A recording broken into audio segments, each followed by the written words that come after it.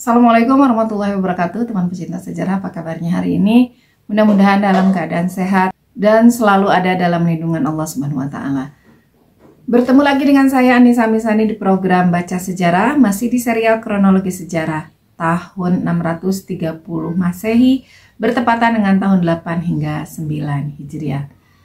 Ada 8 peristiwa yang terjadi di tahun ini. Ada 4 peristiwa yang datang dari dunia Islam dan ada 4 peristiwa juga yang datang dari luar dunia Islam. Dari dalam dunia Islam yang sudah rampung kita bahas, itu baru kejadian yang pertama, yaitu Fathu Mekah atau kemenangan kota Mekah. Peristiwa yang kedua adalah Ghazwah Hunain, di mana kaum muslimin mengalahkan suku Hawazin dan Saqif. Peristiwa yang ketiga adalah Ghazwah Thaif, dan yang keempat kematian Ibrahim, putra Rasulullah Sallallahu Alaihi Wasallam. 4 peristiwa yang datang dari luar dunia Islam datang dari Kekaisaran Bizantium. Yang pertama adalah pengembalian relik salib sejati ke Yerusalem oleh Kaisar Heraklius. Peristiwa yang kedua, dekrit Heraklius bahwa semua Yahudi harus masuk Kristen. Yang ketiga dari kerajaan Persia, di mana Ratu Boran atau Puran dinobatkan sebagai Ratu Persia. Peristiwa yang keempat dari India, berakhirnya pemerintahan Mahendrawarman I dari kerajaan Pallava, digantikan oleh pemerintahan Narasimhawarman I. Dan teman pecinta sejarah, inilah kronologi sejarah tahun 630 Masehi bertepatan dengan tahun 8 hingga 9 Hijriah tentang peristiwa yang kedua yang terjadi di tahun ini, yaitu Perang Hunain. Hari ini kita masuk ke buku kelengkapan tarikh Nabi Muhammad SAW yang ditulis oleh Munawwarah Khalil di jilid yang ketiga. Masih di halaman yang pertama, melanjutkan materi yang sebelumnya judul yang sebelumnya tentang Fathu Mekah. Di halaman pertama buku ini dibahas tentang Perang Hunain dan Perang Thaif. Jadi disatu babukan kedua perang ini karena memang jaraknya yang berdekatan dan peristiwanya yang terjadi satu rangkaian. Setelah terjadinya Fathu Mekah dan orang-orang Quraisy pada saat itu sudah masuk Islam hampir semuanya. Hampir semuanya sudah memeluk Islam, berbondong-bondong mereka masuk Islam, dan Rasulullah SAW masih membereskan urusan-urusan di Mekah seperti misalnya memberikan arahan kepada pemimpin yang baru dipilih, kemudian memberikan arahan-arahan tentang pekerjaan yang harus dilakukan. Nah, pada saat hari-hari itu, pada saat jeda antara selesainya Fathu Mekah dengan pertempuran Hunain dan Rasulullah SAW masih berada di Mekah, masih beres-beres urusan di Mekah, terjadi satu peristiwa di mana ada seorang perempuan dari Bani Makhzum yang bernama Fatimah bin Aswad. Nama lengkapnya adalah Fatimah binti Aswad bin Abdul Asad bin Abdullah bin Amr bin Makhzum. Dan dari sini diketahui bahwa dia berasal dari Bani Makhzum. Dan Fatimah binti Aswad ini berasal dari keluarga yang berada bangsawan, orang kaya, orang terhormat. Dia tertangkap telah mencuri suatu barang berharga, tidak diberitahu dari siapa, tetapi intinya telah mencuri barang berharga dan diketahui oleh masyarakat, sehingga ia ditangkap dan dipenjarakan terlebih dahulu sebelum dilakukan hukuman. Dan perlu diketahui teman pecinta sejarah, sebelum datangnya Islam telah berlaku di pemerintahan Arab pada masa itu, di Jazirah Arab pada masa itu, bahwa hukuman untuk orang yang mencuri adalah potong tangan. Jadi siapapun yang mencuri secara undang-undang yang berlaku itu, hukuman yang diberikan kepada orang yang melakukan kesalahan tersebut, yang bermaksiat tersebut, adalah potong tangan. Hanya saja karena pada masa itu memang hukuman itu diberikan secara tidak adil ya. Mungkin semacam tajam ke bawah dan tumpul ke atas gitu. Dan ini yang terjadi di masyarakat Arab pada masa itu. Hukuman potongan tangan sudah berlaku, sudah ada undang-undangnya dan sudah diberlakukan. Hanya saja diberlakukan terhadap orang-orang kecil, rakyat jelata, masyarakat miskin dan bukan darah biru. Sementara jika hal itu berlaku pada petinggi, pada bangsawan, pada pejabat, pada orang-orang kaya yang mereka bisa melakukan negosiasi terhadap hakim, maka hukuman ini tidak diberlakukan. Hukuman ini tidak dikenakan terhadap terdakwa gitu, meskipun vonisnya meskipun undang-undangnya sudah jelas. Namun pada waktu Fatimah binti Al-Aswad melakukan kesalahan, ini terjadi setelah kaum Quraisy hampir seluruhnya masuk Islam. Setelah kejadian Fathu Mekah, sehingga hukum yang berlaku itu kan yang sebelumnya itu direvisi, ada yang dihapus, ada yang diperbaiki, ada yang diperkuat. Demikian tentang hukum potong tangan ini. Rupa-rupanya dalam Islam hukum potong tangan ini tidak dihapus, tidak direvisi. Dan dalam Islam tidak berlaku hukum yang tajam ke bawah dan tumpul ke atas. Siapapun yang melakukan kesalahan pasti akan dihukum oleh Rasulullah SAW. Dan siapapun yang tidak melakukan kesalahan, tidak akan ada yang bisa melakukan hukuman kalau tidak terbukti gitu ya. Bukan jadi, kan banyak nih kejadian yang jadi kambing hitam, orang miskin kan jadi kambing hitam, ya sudah dia saja yang ditumbalkan supaya orang kaya dan para pejabatnya tidak kena hukuman gitu. Nah itu tidak berlaku tuh masa Rasulullah SAW. Kalau masa sekarang kembali berlaku ya kejadian ini, karena ya tidak ditegakkannya hukum Islam, tidak berdirinya syariat Islam di masyarakat kita. Ketidakadilan itu nyata di masyarakat. Nah, hal itu diluruskan oleh Rasulullah SAW sehingga Fatimah binti Aswad dari Bani Makhzum yang seorang bangsawan, seseorang yang memiliki posisi di tengah masyarakat jahiliyah, tetap oleh Rasulullah SAW dijatuhi hukuman tersebut. Dan sudah direncanakan nih, tanggal eksekusinya adalah hari apa gitu ya, tanggal berapa, hari apa, jam berapa.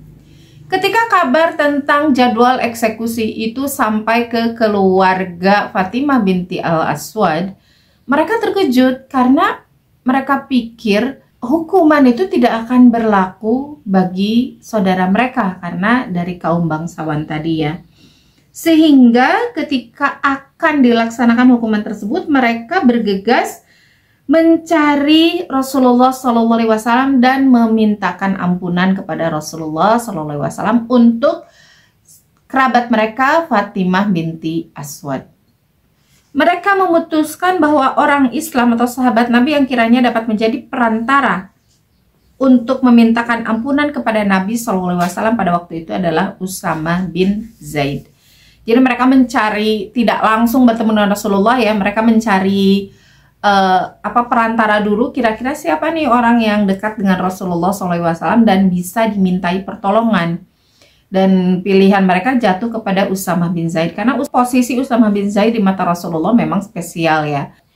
Usamah bin Zaid ini adalah putra dari Zaid bin Harisah, anak angkat pada masa jahiliyah ya, anak angkat Rasulullah SAW. Disayangi ayahnya itu oleh Rasulullah, sehingga otomatis Usamah bin Zaid ini dianggap sebagai cucu angkat Rasulullah SAW, dan posisinya ya lumayan dekat dengan Rasulullah SAW, sehingga diharapkan bisa menjadi perantara yang bisa mewujudkan maksud mereka, keinginan mereka. Mereka lalu berduyun-duyun datang kepada Usamah untuk mengemukakan keinginan mereka. dan pengharapan mereka kepadanya, bahwa hendaknya ia sudi memberikan pertolongan menjadi perantara untuk memintakan ampunan kepada Nabi. Dimintai pertolongan seperti itu, Usama bin Zaid menyetujui ya. Entah karena pertimbangan apa ya, mungkin karena minta pertolongan ya, Usama bin Zaid merasa ia harus mengabulkan keinginan tersebut, toh bukan penentu hukuman gitu ya. Beliau itu hanya menjadi perantara saja untuk mereka, dan yang memutuskan tetap Rasulullah Shallallahu Alaihi Wasallam sendiri. Namun rupanya ada hal mengejutkan yang terjadi ketika Usama bin Zaid datang menemui Rasulullah Shallallahu Alaihi Wasallam di kemah beliau dan mengutarakan secara ya perlahan-lahan mengutarakan alasannya. Ini sudah datang kepada saya, wahai Rasulullah, keluarga dari Fatimah binti Al-Aswad dari Bani Makhzum. Mereka meminta saya menjadi perantara antara mereka dan engkau untuk memintakan ampunan kepada Fatimah binti Aswad. Setelah mendengarkan apa yang diutarakan oleh Usama bin Zaid, rupanya air muka Rasulullah SAW berubah. Atukallimuni fi haddi min hududillah, atashfa'u fi haddi min hududillah.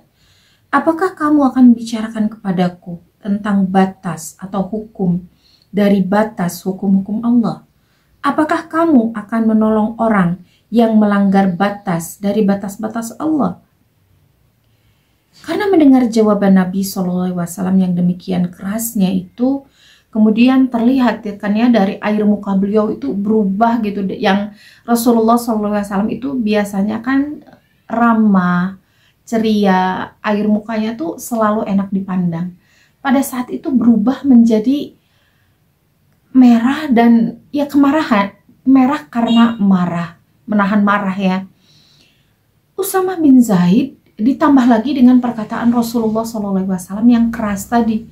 Apakah kamu mau melobi tentang hukum Allah gitu? Kamu mau melakukan tawar-menawar terhadap hukum Allah untuk orang yang melanggar batas-batas itu, melanggar hukum Allah itu? Usama bin Zaid terkejut dengan jawaban Rasulullah, dengan kemarahan Rasulullah, lalu bergegas ia meminta maaf kepada Rasulullah SAW dengan mengatakan, ampuni saya wahai Rasulullah. Dan setelah itu Usama bin Zaid setelah meminta maaf ya, meminta ampun kepada Rasulullah, kemudian oleh Rasulullah SAW diampuni. Karena memang Usama bin Zaid ini usianya masih muda, sehingga ya Rasulullah faham gitu dengan kasih sayang Usama bin Zaid terhadap orang lain. Dan beliau faham bahwa Usama bin Zaid memang masih harus banyak belajar tentang batasan-batasan mana yang masih bisa ditawar, mana yang masih bisa dimaafkan, dan mana yang tidak. Dan kemarahan Rasulullah SAW, kemarahan yang sebetulnya lembut ya, kemarahannya bukan yang menggelegar gitu ya, tetapi itu cukup memberikan pelajaran bagi Usama bin Zaid, sehingga kedepannya Usama bin Zaid tidak akan lagi berani melakukan hal tersebut.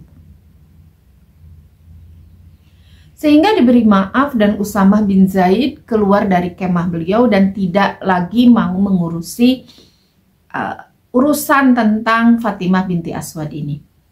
Kemudian pada petang harinya, di hari tersebut tidak lama setelah kepulangan Usama bin Zaid radhiyallahu anhu, Nabi SAW datang di depan orang ramai dan berdiri sambil berkhutbah. Yang dalam khutbah itu antara lain beliau bersabda, Ya ayuhan nas, hai segenap manusia, innama ahlakan nasa qablakum, sesungguhnya tidak lain yang membinasakan orang-orang dahulu sebelum kamu ialah annahum kanu idza saraqa fihimus syarif tarakuhu wa idza saraqa fihimud dhaif aqamu alaihil had. Apabila orang terpandang di antara mereka mencuri, mereka membiarkannya, maksudnya tidak dijatuhi hukuman. Dan apabila orang yang lemah di antara mereka mencuri, mereka menetapkan hukuman atasnya. Walladzi nafsu Muhammadin biyadih, demi zat yang menguasai diri Muhammad di tangan kekuasaannya. Lau anna Fatimah bintu Muhammad, sekiranya Fatimah anak perempuan Muhammad saraqat, yang mencuri, laqata'tu yadaha, pasti aku akan memotong tangannya. Dan khutbah Rasulullah SAW ini diabadikan hingga sekarang ya. Dan kalimat Rasulullah SAW ini menjadi kalimat yang populer hingga masa kini. Jika sekiranya Fatimah putriku mencuri, maka aku pasti akan memotong tangannya. Ini adalah penjelasan Rasulullah SAW atau ajaran nasihat Rasulullah SAW kepada kaum muslimin seluruhnya. Bukan hanya orang Quraisy, tetapi kaum muslimin seluruhnya, berkaitan dengan peristiwa datangnya Usama bin Zaid jadi perantara ya, memberikan pembelaan, memintakan ampunan untuk Fatimah binti Aswad. Dan ini Rasulullah SAW memberi garis yang jelas bahwa hal tersebut itu tidak boleh terjadi. Tidak boleh ada yang memintakan ampunan, apalagi memberikan ampunan untuk hukum yang sudah jelas.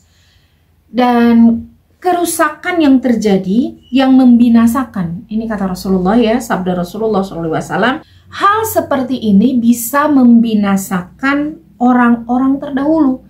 Jadi orang-orang terdahulu itu salah satu sebab mereka binasanya karena ini hukum ditegakkan untuk orang-orang dari kalangan masyarakat biasa saja, tidak berlaku bagi masyarakat, tidak berlaku bagi para pejabat dan para bangsawan dan orang-orang kaya. Dan inilah yang membawa masyarakat ke dalam kebinasaan.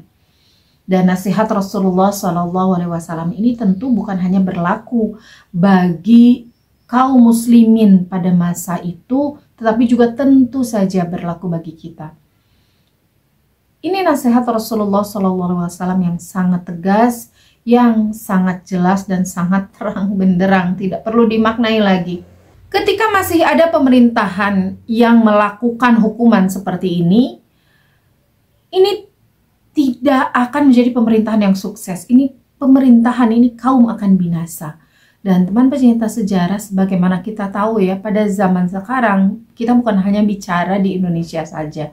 Ini berlaku di luar negara juga, di luar negara Indonesia, di luar negeri juga berlaku hukum seperti ini. Masih ada ketidakadilan bagi masyarakat kita, tidak ada kesetaraan. Meskipun ini terjadi mungkin bukan hanya di Indonesia, tetapi kita bicara di negara kita sendiri, di Indonesia ini, bahwa hal seperti ini masih terjadi. Hukum yang tajam ke bawah, tumpul ke atas itu terlihat kasat mata, terlihat di mana-mana.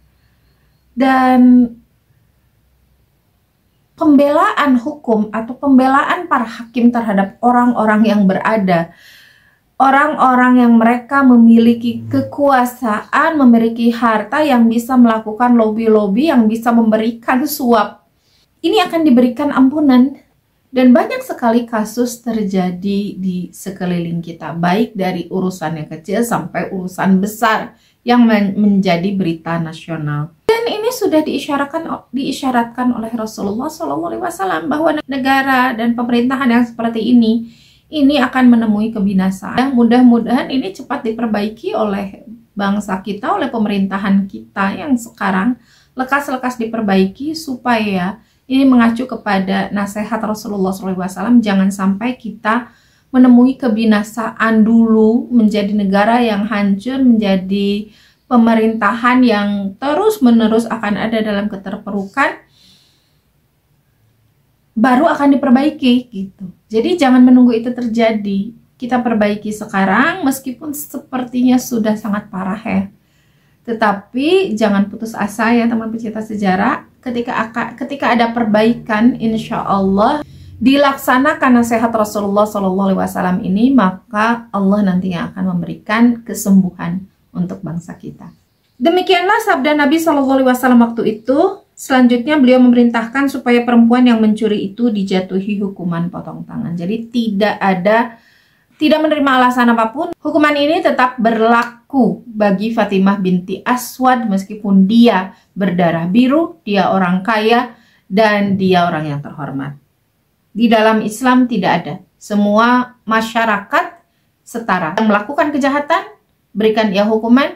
Yang tidak melakukan kejahatan, ya tidak boleh dijadikan kambing hitam. Oleh orang yang diserahi untuk melaksanakan hukuman itu, perintah ini segera dilaksanakan dengan seksama, dan perempuan itu dipotong tangannya sebagaimana yang telah ditetapkan oleh Allah dalam wahyunya. Tidak disebutkan siapa yang menjadi eksekutornya, hanya yang diberikan perintah itu lekas melakukan perintah tersebut. Lalu lebih jauh diriwayatkan bahwa perempuan tersebut setelah dijatuhi hukuman itu lalu bertobat dengan arti kata yang sebenarnya, tidak pernah mencuri lagi. Demikianlah di antara riwayat yang menunjukkan keadilan Nabi SAW ketika menjatuhi hukuman kepada orang yang sudah jelas melanggar hukum Islam. Tegasnya tidak pandang bulu, tidak melihat warna kulit, dan tidak pula memandang derajat. Mana dan siapa yang telah jelas melakukan pelanggaran, melakukan kejahatan sepanjang hukum-hukum Allah, tentu dijatuhi hukuman sebagaimana yang telah ditetapkan olehnya. Walau andai kata yang melakukan kejahatan itu putri beliau yang amat disayangi dan dicintai. Dengan hukuman ini, tentu masyarakat pada masa itu ya, kaum muslimin secara umum, kemudian orang-orang Quraisy secara khusus itu mendapatkan kelegaan, mendapatkan kayak, ya bayangkan saja oleh kita, negara yang tadinya amburadul, yang tadinya tidak ada harapan bagi orang kecil untuk menuntut keadilan, menimbulkan kesenjangan antara rakyat jelata dengan para bangsawan karena tidak tegaknya hukuman. Tiba-tiba pada satu masa menemukan keadilan, itu kan terasa ya oleh kita bagaimana nih tiba-tiba ketika ada pemerintahan, ketika pemerintahan kita misalnya mengumumkan bahwa pejabat ini dihukum karena kesalahannya dengan hukuman yang sesuai undang-undang, bahwa pejabat yang atau bangsawan atau orang kaya yang itu tiba-tiba dihukum karena sudah melakukan korupsi misalnya triliunan, lalu dihukum, disita sesuai dengan hukum yang berlaku. Itu kan membawa angin yang sangat-sangat segar bagi kita. Terbayang ya kalau itu terjadi, kebahagiaannya itu seperti apa gitu. Itu bisa kita bayangkan, bisa kita ramalkan lah bagaimana rasanya. Dan itu terjadi pada orang-orang Quraisy khususnya pada masa itu, yang memang masyarakat yang tinggal di Makkah pada saat itu tidak mendapatkan keadilan sebagaimana masyarakat di Madinah yang sudah lebih dulu diperintah oleh Rasulullah SAW, dipimpin pemerintahannya oleh Rasulullah SAW, dan mendapatkan keadilan yang sebenarnya. Dan ini angin segar yang begitu membahagiakan bagi orang-orang Quraisy secara khusus. Dari peristiwa ini juga kita belajar ya, bagaimana proses perubahan itu terjadi dari masyarakat yang tidak mendapatkan keadilan ke masyarakat yang pada akhirnya mendapatkan keadilan. Ini urutan prosesnya bisa kita belajar dari proses yang dialami oleh orang-orang Quraisy. Dari peristiwa Fathu Mekah ini kan masyarakat Quraisynya dulu yang beriman. Jadi ketika Rasulullah SAW datang kan ke Mekah ya, orang-orang Quraisy itu memilih untuk tunduk kepada Islam, memilih untuk berubah menjadi lebih baik. Baru setelah mereka berubahnya bahkan dari sisi ketuhanan dulu gitu ya. Mereka menghancurkan berhala-berhala mereka beriman kepada Allah, mereka melakukan ibadah kepada Allah, maka Allah itu memberi perubahan kepada mereka, memberi kebaikan kepada mereka. Berupa apa? Berupa pemimpin yang terbaik bagi mereka, yaitu Rasulullah SAW. Berubah tuh kepemimpinan dari kepemimpinan yang sebelumnya bersikap tidak adil kepada mereka, diganti menjadi pemimpin yang bersikap adil. Jadi urutannya jelas ya. Berubahnya masyarakat dulu nih yang berubah, bukan langsung dikasih pemimpin yang tiba-tiba aja pemimpinnya hebat gitu. Masyarakatnya masyarakatnya tidak mau berubah menjadi baik gitu. Jadi urutan yang benarnya adalah masyarakat dulu. Masyarakat dulu nih yang harus baik. Masyarakat dulu yang berubah. Baru setelah itu, setelah masyarakatnya kebanyakannya menjadi baik, akhlaknya menjadi baik. Dari mana kita tahu akhlaknya menjadi baik? Pemimpinnya saja nih, seorang pemimpin Abu Sufyan yang sudah dijelaskan ya di video sebelumnya, tiba-tiba berubah sikapnya gitu, yang tadinya pelit gitu ya pada istrinya sendiri gitu. Kemudian berubah setelah menjadi Islam, setelah menjadi Muslim, ia berubah menjadi menghalalkan apa yang sudah istrinya ambil gitu. Dihalalkan, wahai Hindun, semua yang kau ambil dariku gitu. Berubah tuh akhlaknya dengan cepat memang ya, karena ini generasi yang masih ada Rasulullah, perubahan mereka cepat dan ya mereka masuk Islam atas kesadaran sendiri, berubahnya pun tentu saja atas kesadaran sendiri. Maka Allah pun dengan cepat tuh memberikan kepada mereka kebaikan-kebaikan yang sangat banyak. Dan di antara kebaikan yang sangat banyak itu yang paling besar rezekinya adalah diberikan kepada mereka pemimpin yang adil untuk mereka, yang menegakkan keadilan, yang mereka bisa berharap tuh dari hukum yang berlaku, yang mereka merasakan aman, merasakan nyaman, dan tidak ada was-was, tidak ada, ya kalau ketidakadilannya sudah tidak ada, was-was dan ya kekhawatiran dizalimi itu menjadi hilang atau paling tidak sangat-sangat berkurang jauh ya. Dan teman pecinta sejarah, jadi jangan berharap dulu dari orang lain, yuk kita berubah dulu dari diri sendiri ya. Kita berubah dulu dari diri sendiri, kita perbaiki dulu diri sendiri, kita perbaiki dulu keluarga kita perbaiki dulu masyarakat terdekat kita, maka nanti Allah yang akan kasih kepada kita pemimpin yang baik. Apalagi di pemerintahan demokrasi seperti yang kita anut ya.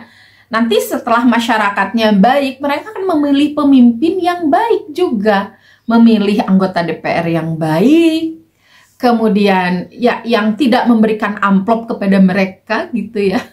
Karena rasa-rasanya korupsi di Indonesia itu bukan hanya di level atas saja, tetapi juga di level masyarakat terkecil, dengan yaitu tadi mereka memperjualbelikan suara mereka dengan harga yang tidak seberapa. Jadi korupsi di Indonesia sepertinya ya, mudah-mudahan tidak sih, mudah-mudahan tidak seperti ini, tetapi ada indikasi gitu seperti ini bahwa korupsi di Indonesia itu bukan masalah, bukan di kalangan atas, tetapi di siapa yang mereka punya kesempatan aja gitu.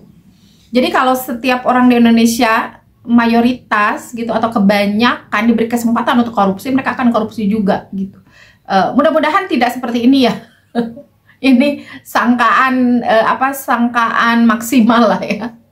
Tapi mudah-mudahan tidak seperti inilah ya, tidak sampai separah itu. Tetapi intinya perubahan itu harus dari kita, harus dari masyarakatnya.